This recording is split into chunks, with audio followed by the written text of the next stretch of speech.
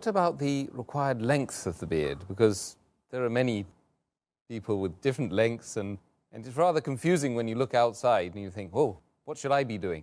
What did the Prophet Muhammad do? As far as the length of the beard is concerned, the scholars are divided. They have different opinions. And as for what is the length of the beard, there are two opinions. One group of scholars say that because the hadith of Sahih Bukhari, volume number 7, book of dress, hadith number 5892 says, the Prophet said, do the opposite of what the pagans do. Keep the beard and trim your mustaches. So because the commandment is keep the beard, that means they say that it should be kept. That's it. And the second hadith of Sahih Bukhari, volume number 7, book of dress, hadith number 5893 says that cut your mustaches short and grow the beard. So the first group of scholars say grow the beard means keep on growing. You should not touch it. Keep the beard means let it be. Therefore, you should not at all, neither trim the beard, nothing at all. You should let it grow as much as possible. This is their view. But if you read, there is not a single Sahih hadith which speaks about the length of the beard of the Prophet. Not a single Sahih hadith. There is not a single Sahih hadith. But according to Sheikh Utaymi, he says that we understand when the hadith says that keep the beard or grow the beard, it means you should leave it, you should not touch it, and let the length be as much as possible. And if someone shaves it, it is haram, and someone trims it to the size of a fist, that is the other view, then it is makruh. So this one group of scholars said let it grow as much as possible. The other group of scholars, what they say, that the length of the beard should be one fist. As I mentioned earlier, there is no Sahih hadith which speaks about the length of the beard of the Prophet. There's a hadith which is a Zaif hadith or a Mawdu hadith. We say that the beard of the Prophet, it touched the chest, but that's a Zaif or a Mawdu hadith according to Shaykh Nasruddin al-Albani. There's a hadith mentioned in Sahih Muslim, volume number 4, hadith number 5789, where Jabir bin Samura, he says, may Allah be pleased with him, that the Prophet had a thick beard. So there are many Sahih hadith which say the Prophet had a thick beard, but doesn't mention the length of the beard. But this group of scholars, they say that since the length of the beard is not mentioned, what we have to do is we have to look at how the Sahabas kept their beard. The length is not mentioned, so we have to look at the Sahabas, because the Prophet said, if you don't find in my example, then look at the people around me in this generation, at the companions, Sahabas. And when we look at the Sahabas, we find several authentic hadith, more than 10 Sahih hadith, which say that the Sahaba, they kept their beard at the length of one fist. And whatever was below the one fist, they trimmed the beard. Including Ibn Umar, may Allah be pleased with him, Ibn Abbas, may Allah be pleased with him, Abu Huraira, may Allah be pleased with him. All these Sahabas which are very close to the Prophet, they trimmed their beard.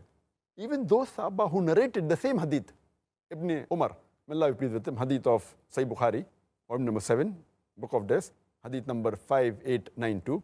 Ibn Umar, may Allah be pleased with him, who narrated the hadith, that the Prophet said that do opposite of what the pagans do. Keep the beard and trim your mustaches. Immediately after that, the hadith continues and says that whenever Ibn Umar, may Allah be pleased with him, used to go for Umrah and Hajj. After Umrah and Hajj, he used to catch the beard with his fist, and whatever was below the fist, he used to cut it. So imagine those Sahabas who narrated the hadith, and all these Sahabas, Ibn Umar, Ibn Abbas, Abu Huraira, may Allah be pleased with them all, they were staunch followers of the Sunnah of the Prophet. And they narrated the hadith. When they narrate the hadith of trimming the mustache and keeping the beard, growing the beard, they understood the way the Prophet wanted. So why did they trim the beard? If the view of the first group of scholars is right, that keep on growing, growing means how to grow? The way the Prophet grew. And if there's no hadith indicating his sayings or actions, then you look at the way the Sahabas did. That's the way how you analyze the hadith. That's the reason Shaykh Nasruddin al-Albani, he says that the right size of the beard should be the size of a fist. And he says, for example, that when we analyze the hadith, if it's present in the sayings, that is the best of the Prophet. If it's not, you look in the actions. If not in the actions, approval. If it's not there, you look in the lifestyle of the Sahaba. What did they say? What did they do? So we agree that what the Sahabas did was they followed the Prophet. And you don't find a single hadith, neither of the Prophet or neither of any of the Sahabas, which say that they did not trim the beard. There are more than 10 hadith which say that the Sahabas, they trim the beard below the fist.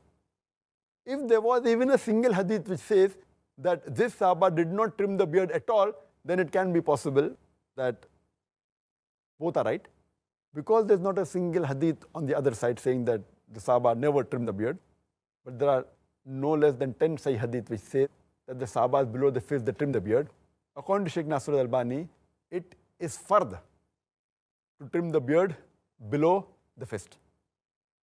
It is fard. And anyone who keeps a beard more than the fist length, it is makruh according to him. Makruh, detestable. So this is a strong fatwa, even by Sheikh Nasr al-Albani. He's very staunch. And I personally agree with his view because there is evidence in the lifestyle of the Sahaba. And he further says in his book, and he writes that why it should be the length of one fist. He said, besides the Sahabas, many examples we find who kept one fist and cut below one fist the beard. He gives the examples of many Salafis Salihin who had the beard the size of a fist and they trimmed the beard below the fist. Like, for example, An-Nakhil. We have examples of Imam Malik, Imam Ahmad ibn Hanbal. All these great Salafis Salihin, they trimmed the beard below the fist. They quit it like that and they trimmed it below the fist. So this is the view of the second group of scholars. And I agree more with the group of scholars, including Sheikh Nasr al-Albani, that the right size is the size of the fist and the rest, Allahu Alam.